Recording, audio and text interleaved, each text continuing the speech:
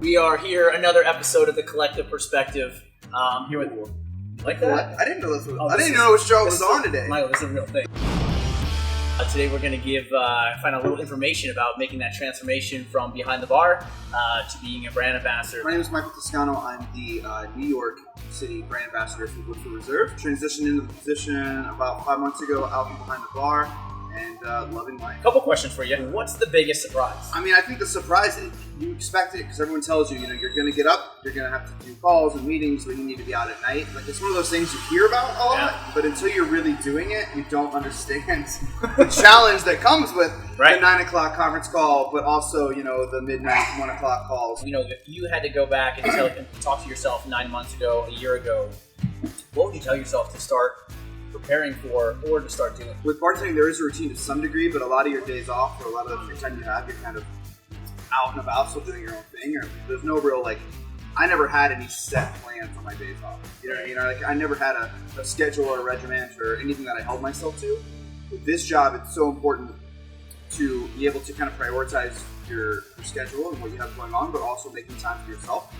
So with this job, because you have both ends of the spectrum as far as daytime and nighttime, you can really bleed into taking over everything. Right. So making sure that, kind of a year out, being able to make sure I had time for myself and prioritize my time with my family, so that was just kind of part of second nature. So maybe putting a little more disciplines into place leading up to it. I think learning how to prioritize your time. Because I think with the bar too, it's really easy. Somebody calls out and you're like, oh, okay, I can come in. I need the money. I'll work or whatever. You're so quick to say yes to everything. Yeah. With this job, you already have a full schedule. So when you start picking up extra things, if another rep needs a help or if this needs something, then all of a sudden you have packed yourself so full that you have no time for the gym, no time for coffee in the morning with your wife, no time for dog walks, like all these things that you kind of take for granted. So maybe it's putting you first a little bit. Maybe that's what it would be. You got hired. Is it, hey, I'm Michael, I know 100% of everything, or were there a few things where you're like, I'm not that strong here, but who cares? I'm going for this job. I'm going to do it anyway. I'll learn along the way. Sure. I think anybody transitioning out of the bar, the thought would be your concern is the administrative side of the job, right? And my career is a little different. That I graduated from college in 2005, and I kind of went into corporate life before I got into bartending. So I did a lot of sales and worked for good corporations. And so I had an administrative background to some degree as far as Excel and Word and sales presentations and that stuff. But I was still very nervous getting back into that side after being gone for so long. Programming's changed. Expectations have changed. Everyone now knows how to do everything you were learning how to do. There was also the advantage for me too is coming from the Midwest. Kind of grew up in bourbon country. I bartended in bourbon country, so there was also an advantage there as far as having a background on whiskey. But working for a company like Brown-Forman, they're fantastic as far as their training, and they want to make sure that you're prepared. There were definitely a couple calls with the bosses that were like, "No, I can do this. Let me go. I can do it." And they're like, "No, hold on. You don't need to do it yourself." No, I can do a tasting. I promise I can talk about our bourbon.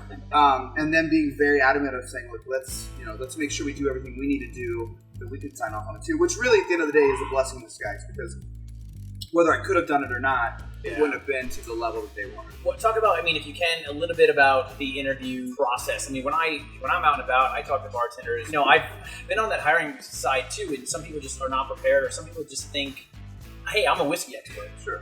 I deserve this job. I could get this job. What other questions are being asked, and what should bartenders be preparing for, more importantly than just be like, oh, I know all the distillation process, I know all the flavor profiles, but to me, that seems to be 5 to 10% of the job. I think the first thing I would tell a bartender is you have to be patient.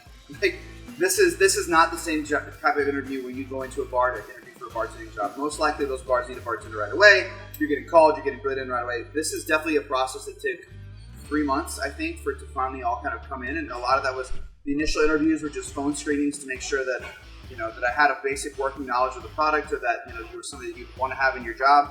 And then you get into it's not necessarily about your knowledge base, really. It's more about what's your passion. Am I selling a flavored vodka, or am I selling a spirit that I grew up on that's part of where I come from, that has been involved in family experiences throughout my entire life, where a bottle of Woodford was always present. Telling that story in an interview and explaining that you were there in the good times and the bad, and you've always been a part of my life, were a huge selling point. There's also the aspect of you're going to be in front of people, you're going to be representing the brand, you're going to be talking about it. going through training. So you have to be able to present it in a way that's relatable to a bartender, but also professional for a corporation. Just any final thoughts? Anything about, like, you know, you're obviously been very connected here in New York City, the bar community. Was there any message you could say to the bar community about making the journey or making the process something that's worked for you over the last couple of years, you know, to help you prepare? Just because, like I said, I think some people just, I don't know, they just seem a little lost. I would just tell everybody to take their time. You know, like, don't rush into it. Don't take the first gig that comes through that you think sounds great, and then you're out peddling, you know, oak-rested vodka. You know what I mean? Like, we don't need that a thing? That. It was. It was. Okay. If you have opportunity to do part-time brand work, I think that's a great kind of step in instead of just going all the way into it. I did some part-time work with Lou Stahl before I got the job with Woodford. Got, you know, fortunate to work for another great brand and somebody that I really have a huge spot in my heart for. Yeah.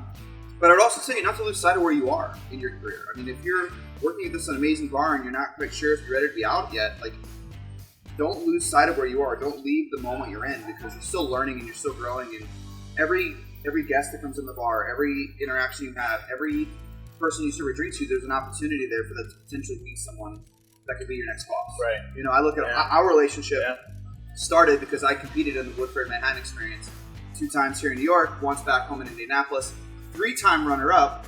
But I think I won at the end of the day because I developed this great relationship with Walter, and, you know, when he left this position that I'm currently in, he reached out to me, and now I'm here. So I feel like, you know, take the time, develop the relationships, make sure it's a brand you really support, something you can be behind, but also don't lose sight of the fact that you have the privilege of working behind a bar in New York City. Like, I mean, there's still so much to learn and grow, and, you know, it'll work out when it works out. Don't force something. Then that's when I feel like brand ambassadors go back to being a bartender 6 months later. Yeah, and that's kind of the thing, retracing your steps. When we were, you know, I was the Woodford Reserve brand ambassador years ago. We met, and your process was that patience. Like, I would reach out to you, and you're like, I'm doing the competition. I'm like, hey, can you do an event? You're like, yes. I'm like, can you help me with some cocktails? You're like, yes. You're like, it was one of those things that, like, I think patience is good, because all those little tiny little things that you did, to me, helped you get to a point where you're like, oh, okay, I'm ready for this job. Some people just say, hey, I'm fancy,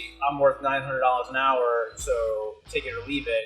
But my relationship with you, I reached out to you, like, can you make me some syrups for whatever? And you're like, yeah, sure. And I think those are big steps that are overlooked sometimes. Sure. And it's not about, like, hey, I'm trying to use you for something, but if you really want to get involved with a brand, start getting involved with brands. That's exactly right. In some way, say shape, yes. or form. Making a couple syrups, not a big deal, right? Very, very easy. And, you know, I would have kicked him out of his job 2 years ago if I could have, but I wouldn't have been ready for it, quite like I am now, and I would have developed such a great relationship that I have. When you have an opportunity to start building the bridges, even before you know where you're going.